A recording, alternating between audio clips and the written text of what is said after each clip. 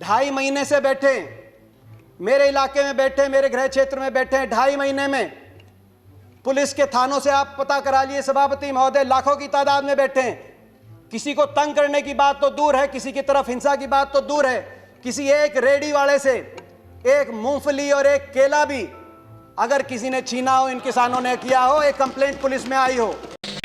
पिछले इन 72 दिन में इन धरनों स्थलों से 194 किसानों के शव, जिन्होंने अपनी जान कुर्बान कर दी, शहादत दे दी, अपने अपने गांव में वापस लौटे। ये वो लिस्ट है।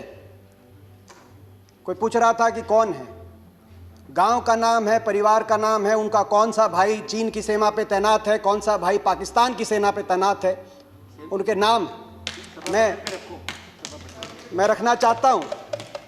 मैं इसको सभा पटल पे रखना चाहूँगा।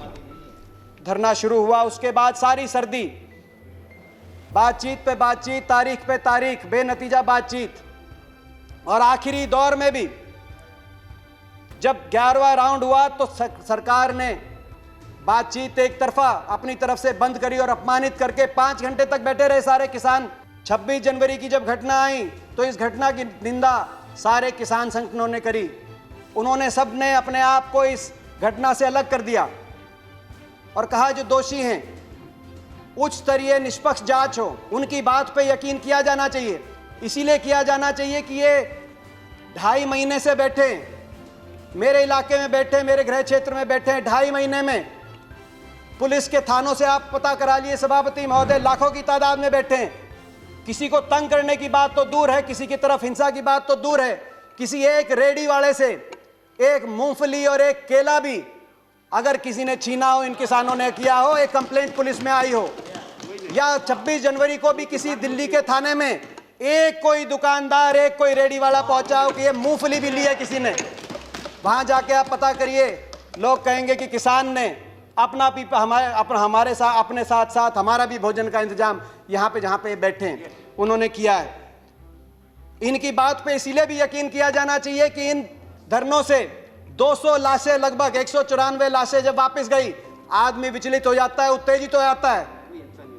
गुलाम नबी आजाद साहब ने बड़े बड़े किसान आंदोलनों की याद दिलाई इस सदन को और कहा कि हर आंदोलन में सरकार झुकी थी, चाहे ब्रिटानिया सरकार हो या आजाद भारत की सरकार।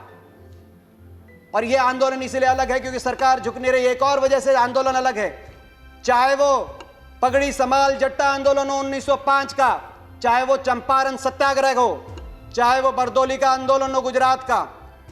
किसी आंदोलन में इतने किसानों ने अपनी जान कुर्बान नहीं करी जितने इस आंदोलन में किसान कर। मगर ये विचलित नहीं हुए, लाशें इन धरनों से अपने अपने गांव में जाती रही, विचलित नहीं हुए, शांति से संयम से बैठे रहे। इनकी नीयत का अंदाजा उससे लगाना चाहिए देश को।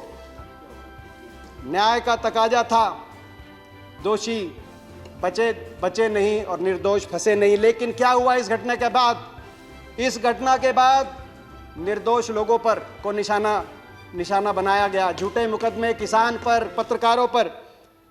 किसान आंदोलन को बदनाम करने के लिए मीडिया का एक तबका, साजिशें और षड्यंत्र बड़े बड़े रचे जाने लगे। देशद्रोही बताया गया जो इन धरनों में बैठे हैं, देशद्रोही बताया गया। कहा कि आतंकवादी हैं, चीन पाकिस्तान से फंडेड हैं, गद्दार हैं।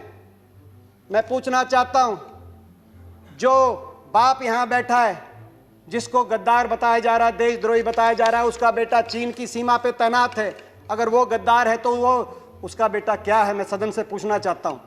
मैं माननीय रक्षा मंत्री से पूछना चाहता हूं। केवल हरियाणा की बात करूं, हर 10वां सैनिक फौज का आज भी हरियाणा से 20% हमारे खाद्य भंडार, आज हरियाणा का किसान मेहनत करके 20% खाद्य भंडार काम करता है। देश के लिए 40% मेडल, चाहे ओलंपिक हो, कॉमनवेल्थ हो, एशियाई खेलों में हरियाणा के खिलाड़ी लाने का काम करते हैं। जब ओलंपिक में और एशियाई खेलों में उस किसान का बेटा देश का झंडा ऊंचा करे, उस किसान का बेटा जब सीमाओं से तिरंगे में लिपट के शहादत देकर वापस आए, आज उस किसान को तिरंगे के ऊपर उपदेश दिए जा रहे हैं। मैं पूछना चाहता हूं, उससे ज़्यादा कौन देशभक्त हो सकता है? मैं पिछले हफ्ते में मेरे क्षेत्र में मेरे गृह क्षेत्र में 3 डेड बॉडी आई, एक अरुणाचल से, एक लद्दाख से। 3 बॉडीज वापस आई, 3 बॉडीज देश की सीमाओं से वापस आई, शहादत दिए। और 1 दर्जन किसानों की, उनके परिजनों की डेड बॉडी दिल्ली की सीमाओं से उन्हीं गांव में वापस गई। मगर दुर्भाग्य ये है उसी जवान को, उस जवान और उस किसान को आमने सामने खड़ा कर दिया गया है। उनके बीच में कंक्रीट की दीवार और कीलें लगा दी गई हैं। मैं कहना चाहता हूं सरकार से, दिल्ली की सीमा पर लगी हुई ये कीलें